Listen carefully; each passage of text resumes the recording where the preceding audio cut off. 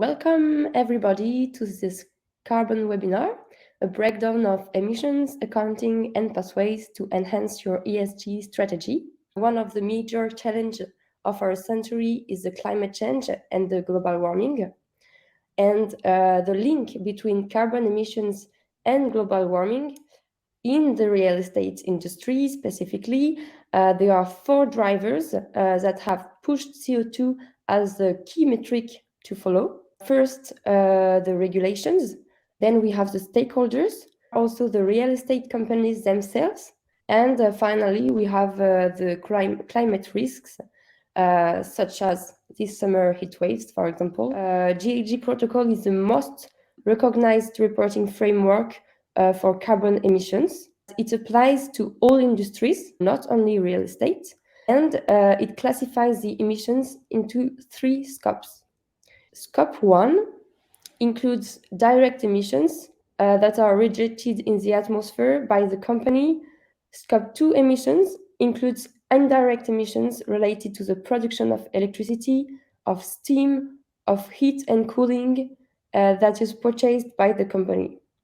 And in Scope 3, it includes all other indirect emissions that are related to the company's activities. What does this mean for an asset? Scope 1 will include the combustion of gas, of fuel oil in the boilers in the building, and also the emission of refrigerants.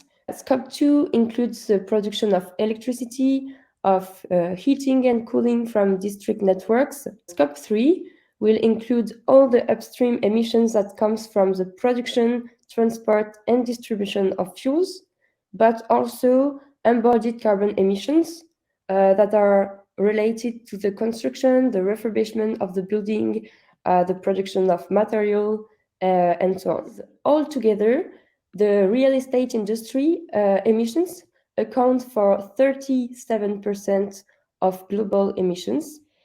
Now, we will see how to build a strong strategy to manage and reduce carbon emissions. So first, we set the baseline.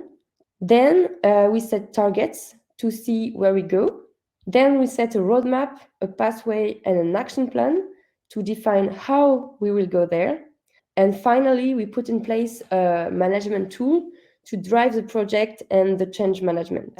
For the first step, the Deepki advisory team helps you to identify the objectives of your strategy, the resources you have both internally and externally, to take into account the context of your company and make the right methodological choices. If we focus on the very first step, the collection of energy data, quite easy to achieve 80% by selecting the good data source.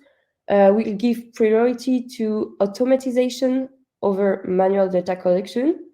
And we do that using suppliers and distributors' data. When you have that, we are going to set targets and pathways. There are several methodologies, and you have to choose one that is adapted to your ambitions and to your business goal with near and long-term objectives. Here you see how Deepki Ready computes the pathway.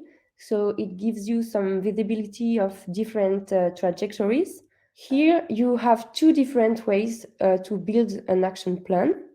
We at Deepki we are working on a tool called the Carbon Savings Calculator that will suggest a batch of actions with associated energy and carbon reductions. The second way is to use Deepki Ready as a collaborative tool, and you can ask your engineering firms, the technical auditors, or even the Deepki energy management team to visit the buildings, find actions to reduce the energy and the carbon of these buildings, and to enter the actions into the Deepki Ready tool.